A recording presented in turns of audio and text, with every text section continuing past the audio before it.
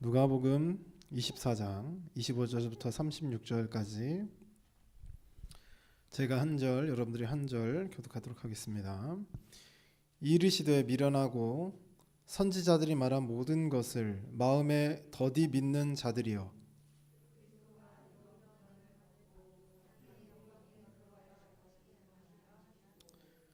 이에 모세와 모든 선지자의 글로 시작하여 모든 성경에 쓴 바 자기에 관한 것을 자세히 설명하시니라.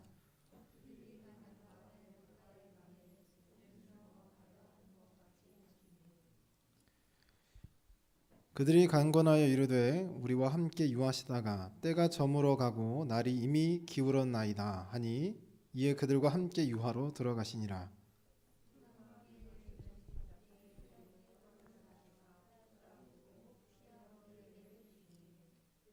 그들의 눈이 밝아져 그인 줄 알아보더니 예수는 그들에게 보이지 아니하시는지라.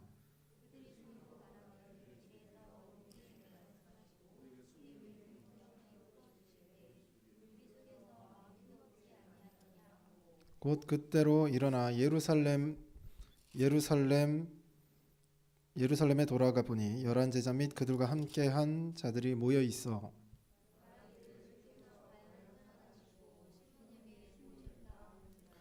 35절 함께 읽습니다. 두 사람도 길에서 된 일과 예수께서 떡을 떼심으로 자기들에게 알려지신 것을 말하더라. 아멘. 할렐루야.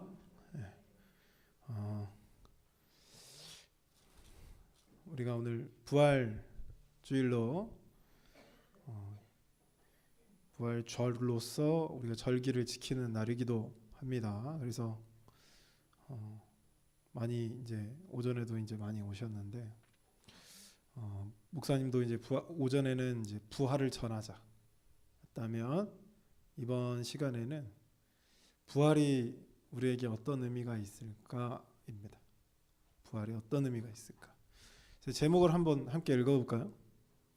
시작. 부활을 만나다. 우리 여기 있는 모든 사람들은 부활에 대해서 다 들었습니다.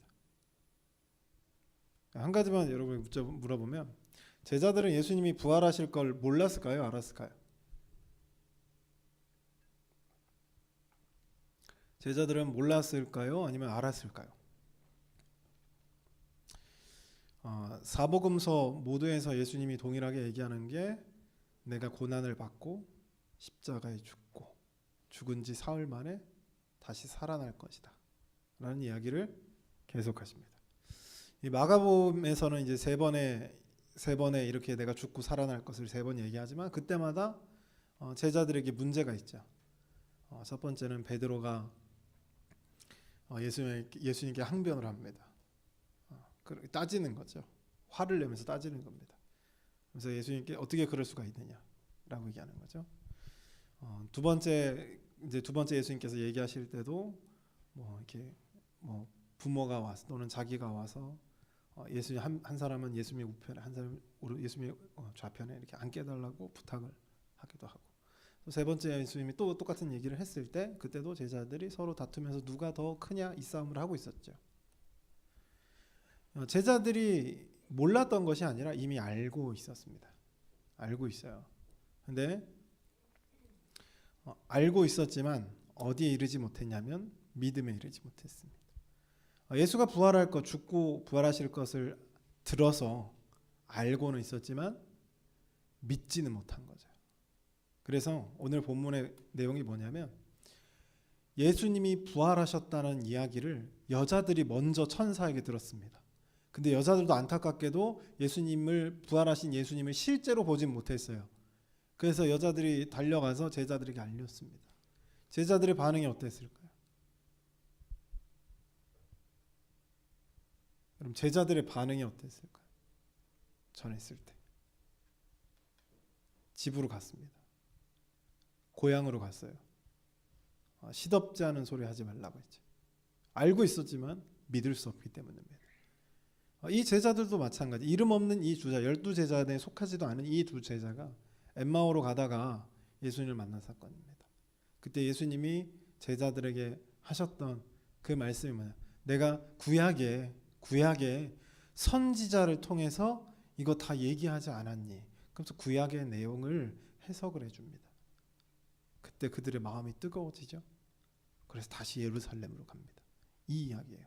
여러분, 이 이야기가 여기에 들어가야 될 이유가 뭘까요? 누가복음이 쓰여진 시기는 이미 사도들도 어느 정도 이제 순교를 당하고 사도들의 제자들이 이제 주류를 이루고 있었던 그런 시대입니다. 세대가 바뀌는 시대였죠. 그때 왜 이 이야기가 필요했을까요? 지금 제가 말한 그대로예요. 부활은 들어서 알고 있지만 보지 못한 겁니다. 체험한 적이 없어요. 그래서 믿을 수가 없는 거죠. 그들에게 믿게 만들어야 되는 거예요. 그래서 이 이야기를 넣은 겁니다. 예수가 부활했다. 우리가 기독교 신앙에서 믿을 수 없는 몇 가지가 있는데, 이성적으로 납득할 수 없는 몇 가지가 있는데, 그 중에 하나가 부활입니다. 우리 중고등부학생들은 잘 들으셔야 돼요. 오늘 설교가 좀 어려워요. 어려우니까 까딱 이제 잘못했다가는 이제 오늘 1시간 이제 날아가는 겁니다. 무슨 말인지 알겠죠? 여러분 한번 지적 상태를 한번 테스트 해보세요. 내가 오늘 설교를 이해했다. 여러분은 서울대를 갈 수 있습니다. 노력만 하시면 돼요. 자, 예수가 부활했다라고 하는 성경의 이야기를 믿지 못합니다. 심지어는 기독교 안에 있는 교회를 다니고 있는 성도들 중에서도 예수의 부활을 믿을 수가 없습니다. 죽은 사람이 3일 만에 살아요. 우리가 그 옛날에 이제 3일장 해가지고 우리 지금도 3일 동안 이제 장례식을 치르죠.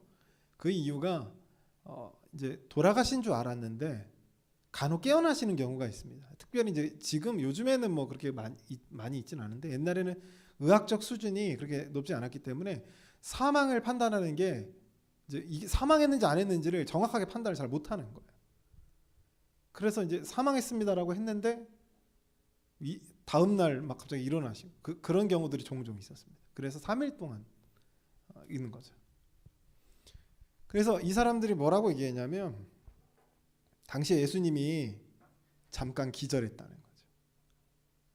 자, 지금 잘 캐치를 하셔야 되는 게 지금 누가복음 24장에 있는 오늘 읽었던 말씀이 부활을 믿지 않는 자들에게 부활을 믿게끔 하기 위해서 노력한 저자의 글입니다. 그러면 오늘 설교도 당연히 믿을 수 없는 부활을 믿게 하는 과정이겠죠.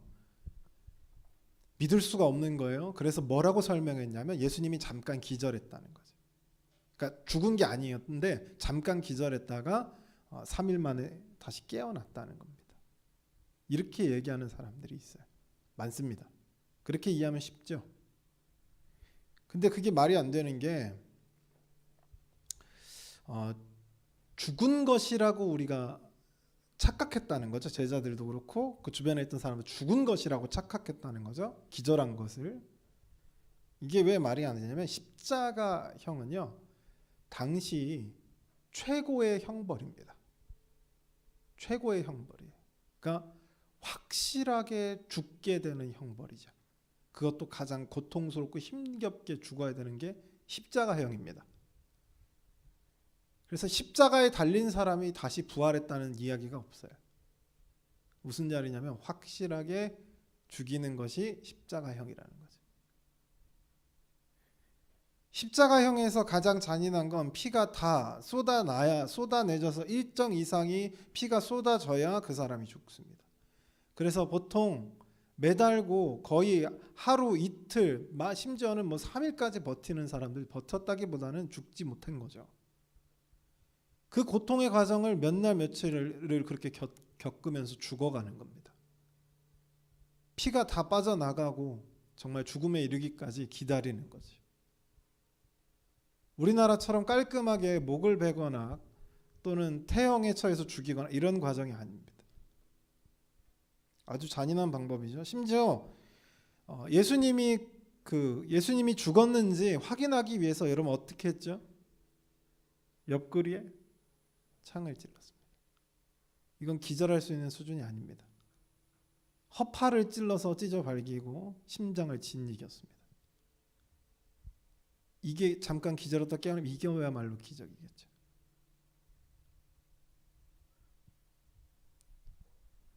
근데 어떤 사람들은 또 이것을 설명하기 위해서 이건 가짜다. 제자들이 예수의 부활은 원래 없었는데 제자들이 자기네 종교를 만들기 위해서 예수를 신성시하면서 예수가 부활했다고 거짓말을 했다라고 주장합니다.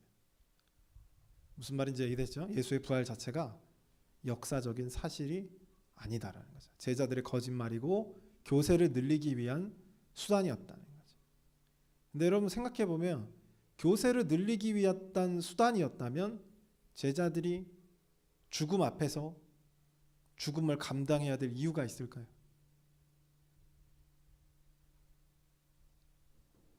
제자들이 만든 종교예요. 기독교가. 만약 그렇게 가정하자면 제자들이 굳이 그 종교를 위해서 죽어야 될 필요가 있을까요? 가난한 삶을 선택해야 될 필요가 있을까요? 특별히 사도 바울은 모든 것을 가진 사람이었는데 그 사람은 자신의 인생을 다 내버려 두고 그렇게 죽을 때까지 복음만 전하다가 살아야 될 이유가 있었을까요? 여러분 사이비 보시면 잘 아시잖아요. 사이비의 목적은 돈을 벌기 위함입니다. 그래서 사이비 교주들은 돈을 잘 벌어요. 입고 다니는 거, 타고 다니는 거, 의료 수준, 받는 의료 수준 우리가 생각하는 상상 이상입니다. 그들의 삶은 너무나 윤택하고요. 사도 바울이나 또는 12사도들의 삶과는 전혀 정반대의 삶이죠. 적어도 사도들이 종교를 만든 것이라면 지금의 우리가 이만희 씨처럼 살아야죠. 이만희 씨 몇 세입니까 지금? 그렇게 장수해야죠. 떵떵거리면서 흰옷 입고 등장해야 될 거 아닙니까? 근데 여러분이 알고 있는 12제자들 태반은 십자가에 꺾을려 죽었고요. 불에 타 죽었고요. 찢겨 죽었고 칼에 맞아 죽고 돌에 맞아 죽었습니다. 아니 그 부활한 예수를 전하다가요. 앞뒤가 안 맞는 내용이죠. 그들이 만들었는데 그 만든 종교를 위해서 자신의 목숨을 버릴 필요는 없습니다. 그리고 더 중요한 건 고고학이 발전하면 발전할수록 예수가 실존했다라고 하는 역사와 히브리인들을 선동했던 예수가 십자가에 죽었다는 것 그리고 그 무덤에 대한 이야기들이 밝혀지고 있다는 거죠. 역사적 증거들이 나오고 있다는 겁니다. 그래서 결국엔 예수의 부활이 사실이라는 것이 과학적으로도 입증되고 있다는 거죠. 또 이제 이 예수의 부활을 또 그 부활에 대해서 또 믿지 못하다 보니까 어떤 또 이야기를 또 하냐면 제자들이 시체를 감추었다는 거죠. 그래놓고는 부활했다라고 하는 거예요. 제자들이 예수의 시체를 몰래 가져와서 다른 데다 이제 묻어두고 예수가 부활했다라고 하는 거죠. 근데 그게 말이 안 되는 게 그런 일이 있을까? 왜냐하면 예수님이 3일 만에 부활한다고 하는 이야기를 거기 종교 지도자들도 알고 있었어요. 그래서 어떻게 하냐면 군인들로 그 무덤을 지키게 합니다. 그러면 어떻게 해야 되냐면 이 제자들이 그 무장한 군인들을 뚫고 시체를 가져가야 되는 거예요. 그 자체가 이미 말이 안 돼요.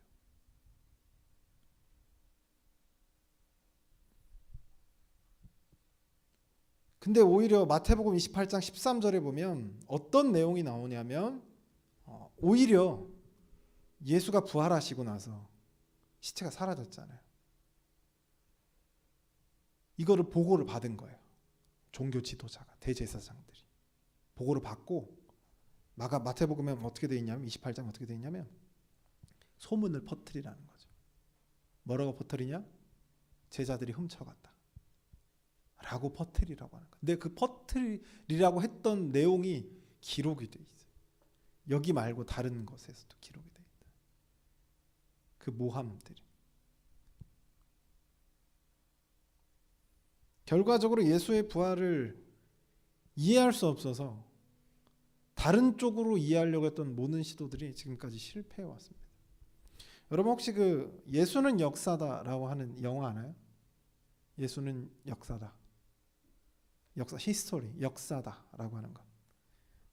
한번 보신 분?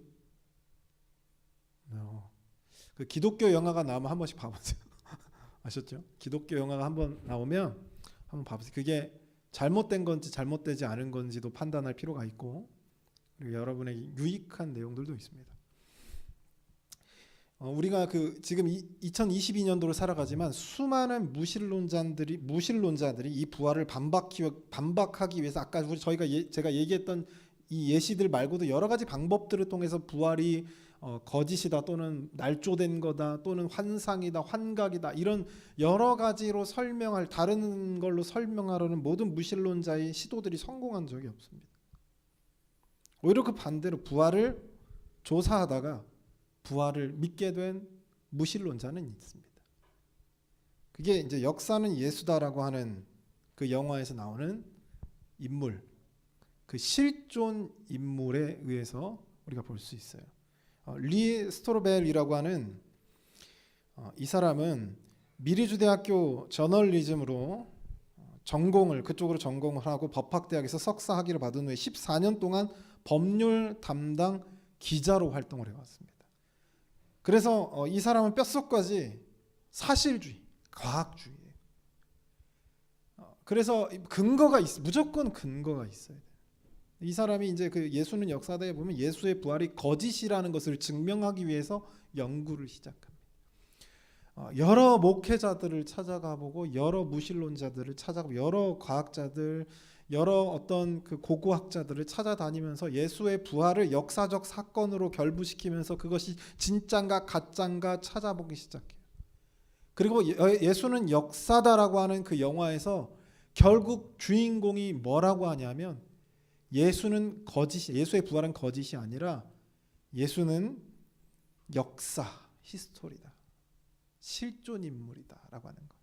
그가 죽고 살아난 것이 역사적 사실이다라고 얘기하는 것으로 영화가 끝이 납니다. 그리고 그 리 스토르벨은 나중에 목사가 되어서 목회를 하게 되죠. 오늘 본문에 보면 장례를 치렀다라고 표현해요. 예수님의 장례를 이제 치릅니다. 예수님 죽으셨다는 거죠. 장례를 치르고 장례를 3일 동안 이렇게 치르고 이제 장례가 이제 죽으신 지 3일이죠. 일요일입니다. 그리고 새벽에 여자들이 향유를 들고 예수께 그 당시 문화가, 히브리인들의 문화가, 우리는 이제 돌아가시면 지금은 화장하지만 그 전에는 땅에다가 이렇게 묻었죠. 땅에다 묻었는데 히브리인들은 우리나라처럼 이렇게 땅이 파지는 그런 곳이 이렇게 많지는 않아요. 이렇게 오히려 뭐가 많냐면 땅굴이 많습니다. 굴이 많아요, 굴.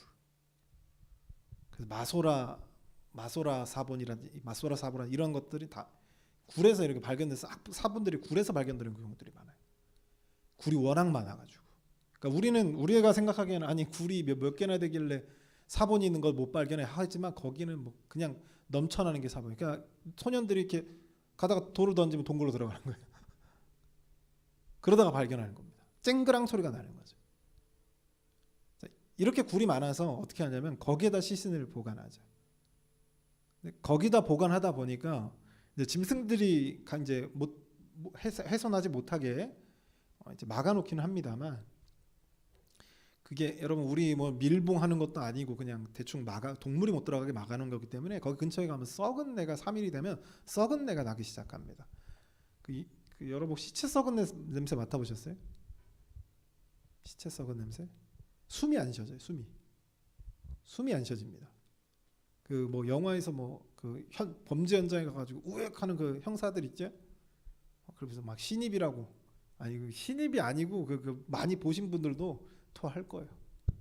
그게 잔인해서 토하는 게 냄새가 순간 후각을 잃어요. 그게 그 냄새가 모든 걸 지배할 정도로 냄새가 엄청 심합니다.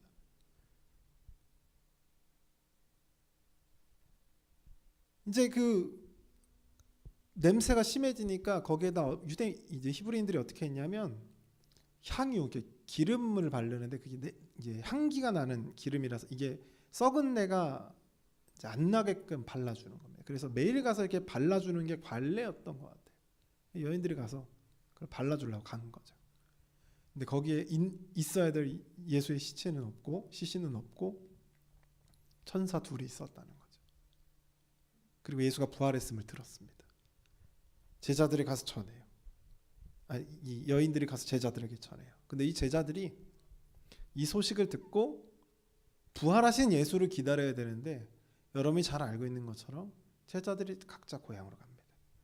오늘은 두 제자만 나왔죠. 이거 12제자에 들지도 않는 사람이에요. 이 사람들은 엠마오로 가던 이 두 제자는 예수님의 그 12제자의 우리가 흔히 알고 있는 12제자, 나중에 사도가 되는 이 사람들하고는 관계가 없는 사람들입니다.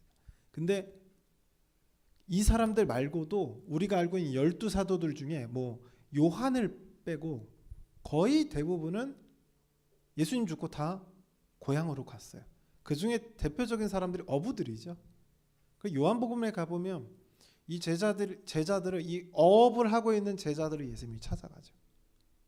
어업을 하고 있는 이제 물고기를 잡고 있는 이 사람을 예수님이 찾아가요.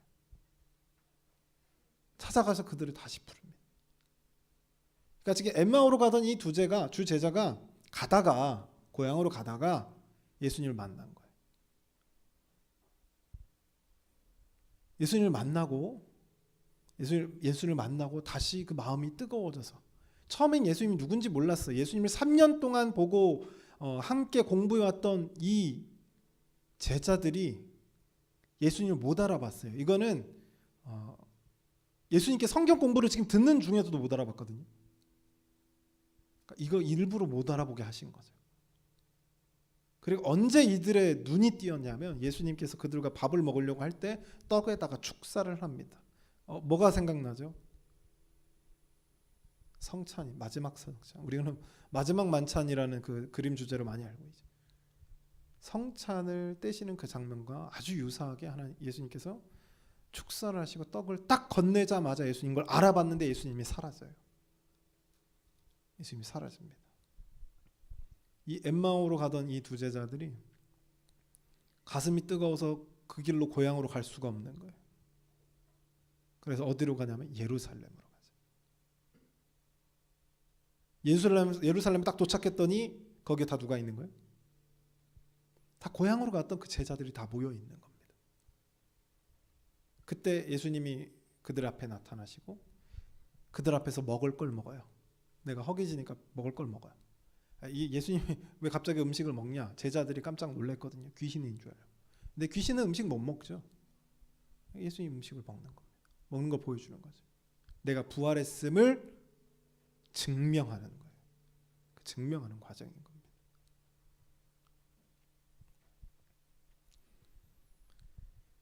이 제자들에게 이 시대의 제자들에게 무슨 일이 있었길래 그랬느냐?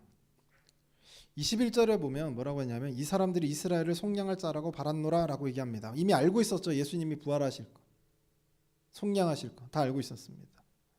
23절에는 분명히 여자들이 와서 부활했다라고 하는 소식을 들었어요. 이 제자들, 엠마오로 가는 두 제자 들었지만 고향으로 가고 있는 거죠.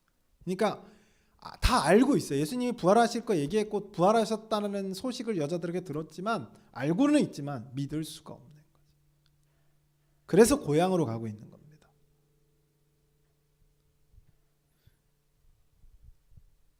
24절에 뭐라고 되어 있냐면 또 우리와 함께한 자 중에 두어 사람이 무덤에 가 여자들이 말한 바와 같음을 보았으나 어떻게 되냐면 예수는 보지 못하였느니라 라고 되어 있어요.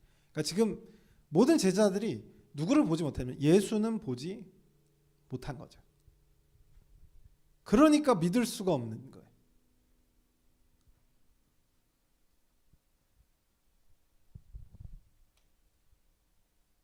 이 제자들이 결국은 어떤 상태였느냐? 알고 있었지만 믿을 수가 없던 상태였다는 거죠. 그런 상태에 있던 이 제자들을 예수님이 찾아가셔서 성경을 풀어주시는 거죠. 구약에 있는 성경을 풀어주시면서 예수 그리스도가 십자가에 죽으시고 부활하셔야 된다는 사건이 구약 성경부터 이미 말하고 있다라고 하는 것이죠. 여러분, 그게 대표적인 게 뭘까요? 여러분, 예수 그리스도가 죽어야지 우리가 살 수 있다라고 하는 아주 단순한 이 사실이 구약 성경 어느 것을 보시면 우리가 어느 형태 또는 어떤 현상을 보면 우리가 알 수 있죠. 제사입니다. 제사. 특별히 번제죠. 이스라엘 백성들이 동물을 데리고 와서 대제사장 앞에 가져가면 이 제사장들이 이 죄를 전가시키고 짐승을 죽여서 하나님께 불태워서 드립니다. 여기서 퀴즈. 여러분, 동물을 죽이면 여러분의 죄가 사해지나요? 세윤이 여지까지 지은 죄 송아지 한 마리 바치면 죄가 사라져요? 막 새 사람이 되고 막 거룩해지고 막 눈물이 쏟아져 나오면서 막 회개 역사가 일어납니까? 그러지 않죠. 그러지 않죠. 우리 너무나 잘 알고 있는 사실이잖아요. 모세 시대 때 출애굽을 할 때 10번째 재앙이 뭐였죠? 장자의 죽음이잖아요. 장자는요, 그 집안을 대표하는 사람입니다. 장자가 첫 번째가 죽는 거예요. 다 죽는 겁니다. 그런데 문설주에 뭐만 바르면요? 어린 양의 피만 바르면. 어린 양의 피만 바르면 넘어간다니까요. 죽음이 넘어가더라는 거지. 누가 대신 죽었어요? 누가 대신 죽어서요? 어린 양이 대신 죽어서요. 내가 죽음을 면하는 거죠. 그래서 이것을 믿은 이스라엘 사람들은, 히브리인들은 문설주의 피를 발랐고요. 어린 양의 피를 밟았고요. 그렇죠? 어린 양이 아니라 뭐 송아지 피를 바른 사람은 그 다음날 장자가 죽어 있었겠죠. 또는 안 바른 사람도 죽어 있었을 겁니다. 그 어린 양의 피가 뭐 효력이 있어요? 드라큘라예요? 뭐 효력이 있어요? 효력이 없습니다. 왜 하나님은 이런 역사들을 우리에게 계속 보여주셨을까요? 유대인들은 이걸 통해서 유월절과 무교절을 지킵니다. 왜 이걸 지키게 하셨을까요? 이 이야기를 예수님이 제자들에게 설명해 준 거죠. 이게 곧 누구로 종결되는 거예요? 누구의 어디서 만나는 거죠? 이 모든 이야기 예수로 끝나는 겁니다. 그래서 누군가 죽어야 누군가 살 수 있다는 거죠.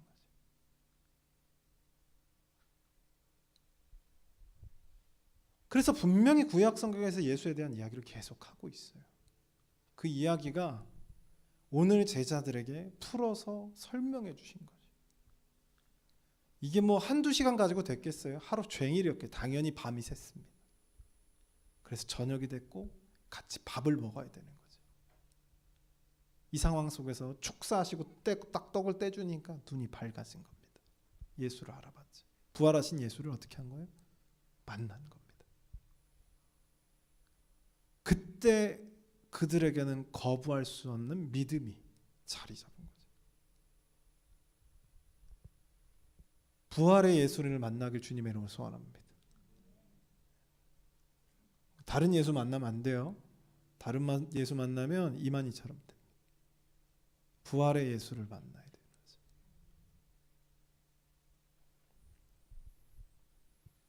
예수님께서 제자들이 다 모여있던 그 예루살렘에 다 모여있던 제자들에게 오셔서 마지막으로 하시는 말씀이 뭐냐면 그들 제자들에게 평강이 있을지어다 라고 얘기합니다.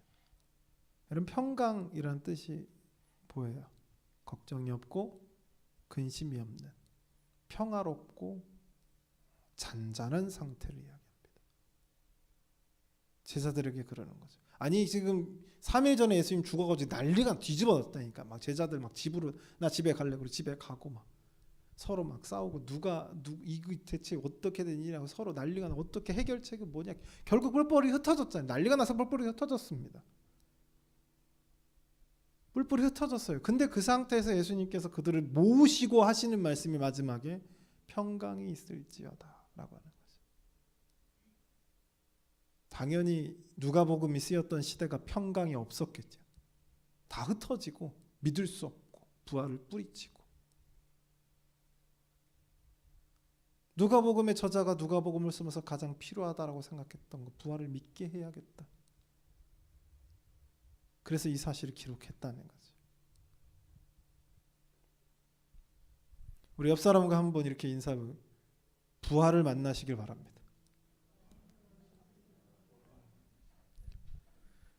2022년도인 지금도 현재도 부활을 믿을 수 없어서 수많은 그리스도인들이 부활을 믿지 못합니다. 이렇게 개인적으로 만나서 물어보면 아리송할 거예요.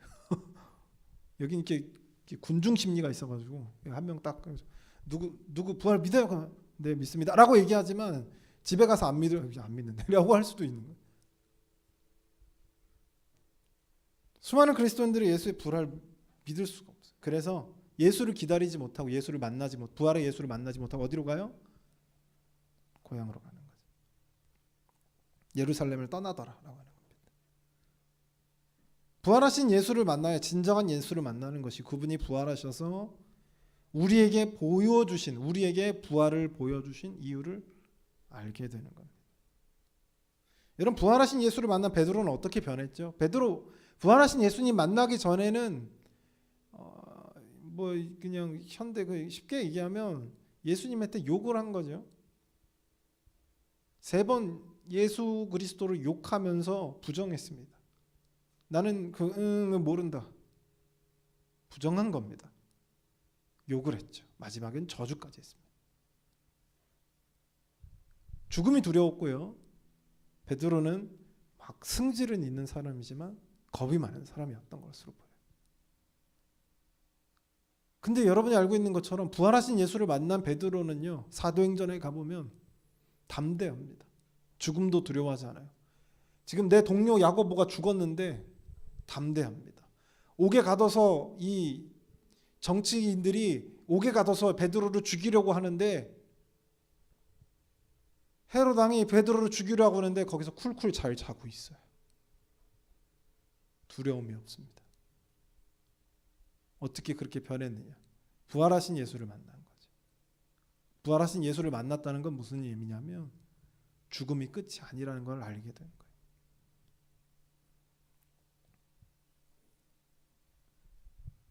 죽음의 권세가 우리를 위협할 수 없고, 그 사실을 예수의 부활을 통해서 깨닫게 된 거죠.